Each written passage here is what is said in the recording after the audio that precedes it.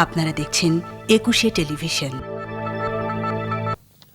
চট্টগ্রামে বিরল বৈশিষ্ট্য নিয়ে জন্ম নিয়েছে এক শিশু। চিকিৎসা বিজ্ঞানের ভাষায় যাকে বলে কলোডিয়ান বেবি।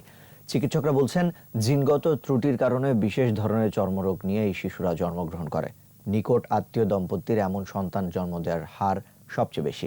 উন্নত এবং দীর্ঘমেয়াদী চিকিৎসায় ১৫% কলোডিয়ান বেবি বেঁচে থাকতে পারে বলে জানান বিশেষজ্ঞরা। বিপ্লব মজুমদারের ক্যামেরায় বিস্তারিত জানাচ্ছেন শিউলি শবনম।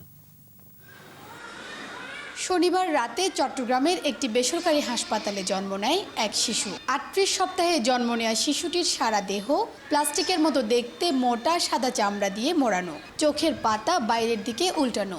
জন্মের পর থেকেই শ্বাসকষ্ট, পানি শূন্যতা সহ ত্বকের বিভিন্ন সংক্রমণে ভুগছে। শিশুটিকে এখন চট্টগ্রাম মেডিকেল কলেজ হাসপাতালের নবজাতক ইউনিটের নিবিড় পরিচর্যা কেন্দ্রে চিকিৎসা দেওয়া হচ্ছে। সিজার হওয়ার পরে দেখা গেল যে এরকম বিরল প্রজাতির শিশু। এরকম সাধারণত আমার লাইফে আমি 87-এ পাশ করছি। এই পর্যন্ত আমি অনেক সিজার করছি, অনেক দেখছি, মেডিকেল কলেজে কোনোদিন এরকম দেখিনি। বিশেষজ্ঞরা বলছেন, বিশ্বব্যাপী জন্ম নেওয়া কলোডিয়ান শিশুর সংখ্যা মাত্র 270 জন। হার্লেকুইন ইকথায়োসিস নামে এক ধরনের চর্মরোগ নিয়ে কয়েক লাখে একজন শিশু জন্মগ্রহণ করে। কলোডিয়ান শিশুর জন্ম দেওয়া ওই দম্পতি সম্পর্কে খালাতো ভাই বোন। চিকিৎসকরা বলছেন, নিকটাত্মীয়ের সাথে বিবাহ বন্ধনের কারণে বেশিরভাগ ক্ষেত্রে এমন জিনগত ত্রুটিপূর্ণ শিশুর জন্ম হয়। নিকট আত্মীয়র সাথে বিবাহ যদি আমরা না করি, তাহলে এটা যদি কমানো যায়, তাহলে আমরা অনেক জন্মগত সমস্যা কিন্তু আমরা অ্যাভয়েড করতে পারি।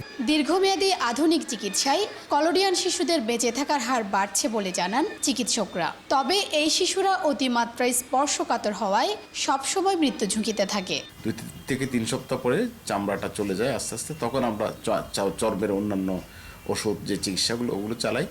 তো একসময় এই বাচ্চাগুলো বাঁচত না, কিন্তু এখন চিকিৎসা বিজ্ঞানের উন্নতির সাথে সাথে এই বাচ্চাগুলো বেঁচে থাকতেছে এবং দীর্ঘদিন যাবৎ সারা জীবনের চিকিৎসা দরকার হয়। জন্মগত ত্রুটি এড়াতে নিকটাত্মীয়দের মধ্যে বিয়ে নিরুৎসাহিত করছেন বিশেষজ্ঞরা। শিউলি শবনম, ২১শে টেলিভিশন, চট্টগ্রাম।